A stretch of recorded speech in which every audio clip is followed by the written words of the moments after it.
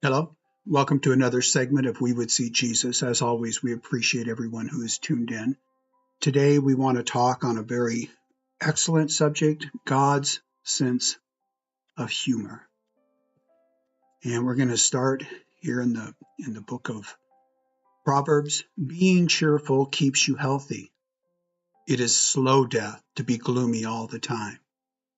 And this is where we get the old adage, laughter does good like a medicine. It comes from this scripture verse.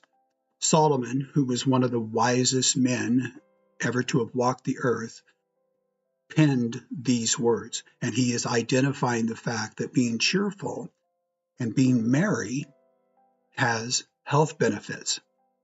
On their website, the Mayo Clinic enumerates many health benefits associated with laughter. One, it enhances your intake of oxygen-rich air. It relieves stress. It soothes tension. It improves your immune system, and it relieves pain and improves your mood. You know, we are created in the image of God, which means that we share many emotional and spiritual qualities. Therefore, it stands to reason that just as we do, God too has a sense of humor. And I think that God's sense of humor is best seen in his creation. You know, like, for example, the penguin. You know, it's a bird, but it can't fly. It's not a fish, but it can swim better than many fish. Camels, you can't tell me, not just the way their body is shaped, but looking directly into the face of a camel, they are absolutely adorable, but they're hilarious. Kangaroos, you know, ostrich, the aardvark. You know, there's lesser known creatures also, the hagfish. Google that. It's hilarious. There's another one called the blobfish. That's hilarious. But I think that the funniest fish of them all is the red-lipped batfish. You look at God's creation, especially in the animal kingdom, and you just know he has a sense of humor. It's obvious that he has a sense of humor. And I suppose that the reverse may be true. You know, like a group of kangaroos get together and they make fun of people. You know, those things are the funniest things on the creation. Look at that. They don't even have a pouch. They don't have a tail, and their ears are on the side of their head. What's that all about? You know, so I suppose it's kind of in the eye of the beholder, but God has a sense of humor, and it's obvious if you know what to look for. And I suppose that God's sense of humor kind of reminds me of my dad's sense of humor, because my dad was mostly stern on the surface, you know, someone to be respected and even to be feared. And I used to work in the woods with him, and typically he would lead the way through the brush, and he was always politely holding the tree branches like one would hold the door open for a woman. It's very nice. But the thing is, that thing comes under pressure, and when he lets go of that tree branch, wham! It's like you get a big old welt across your chest. Sometimes it'd knock you off your feet. It was locked and loaded. I mean, and then he would turn and be a smile on his face, and he'd say something like, "Come on, what are you doing laying down? We have work to do. Get up." But he just got a kick out of that. You know, and my dad, he knew exactly 1.5 jokes. And I'll explain that to you. So here's the 1.5 jokes that my dad would tell. The first one, there's a 90-year-old man, and he was sitting on a fence, and he was crying. And his dad walked up to him and said, "Son, what's the matter?" "Grandpa slapped me." So that was one joke that he knew. The second one, which is the half joke, he said there were 3 rabbits. There was foot, foot, and foot. And then he'd burst out laughing. And he'd say, "I don't remember the rest of it, but it was really funny." It's like, okay, so my dad knew 1.5 jokes. And even he had a sense of humor, but he was always looked upon a little bit differently. But God is the same way. God has a sense of humor, but he is still someone to be respected and revered, even feared if you get on the wrong side of him. Now, since Jesus was God dwelling among us, in him we witness God's sense of humor more closely, if we know what to watch out for. For me, I watch and I listen to a lot of stand-up comedy, clean comedy. My favorite is Dry Bar Comedy, and they air out of Provo, Utah. And through the years, I've come to recognize humor when I see it. At least it's humorous to me. So we're going to go into some of the examples of Jesus being humorous. Starting here in the book of Matthew, why do you see the speck that is in your brother's eye, but do not notice the log that is in your own eye? So this is an important point that he's making, but it's with a humorous delivery. He could have said, why do you see the speck that is in your brother's eye, but do not notice the chip that is in your own eye? In some translations, instead of log, they'll say plank or beam. But that's funny.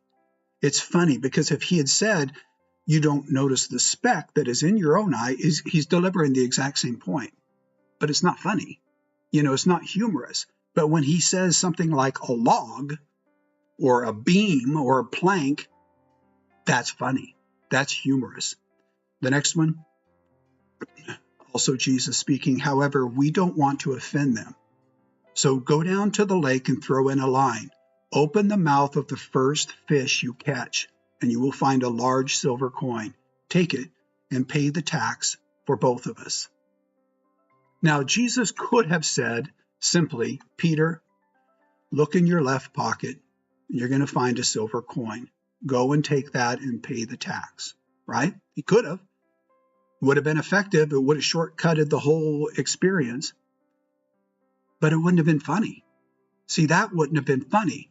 What would be funny is go cast your line into the lake, and first fish you catch, look in its mouth.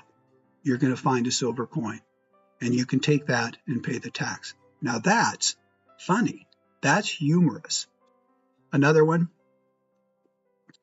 Jesus called out to them, friends, haven't you any fish? No, they answered. He said, throw your net on the right side of the boat and you will find some. When they did, they were unable to haul the net in because of the large number of fish. They had to have other boats come in and help them bring in this net that was so overwhelmingly packed with fish. Now, again, Jesus could have said, hey, you don't have any fish, go try that spot over there. And then they go over there and then they catch a lot of fish. He could have done that, but that wouldn't have been funny. What would be funny is just take your nets and put them on the other side of your boat. It's like, we've been fishing these waters all day and we have not caught one fish. And you're telling us just to stay where we are, put our nets on the other side, and all of a sudden that's going to change something? But let's do it. Let's do it. And let's humor him.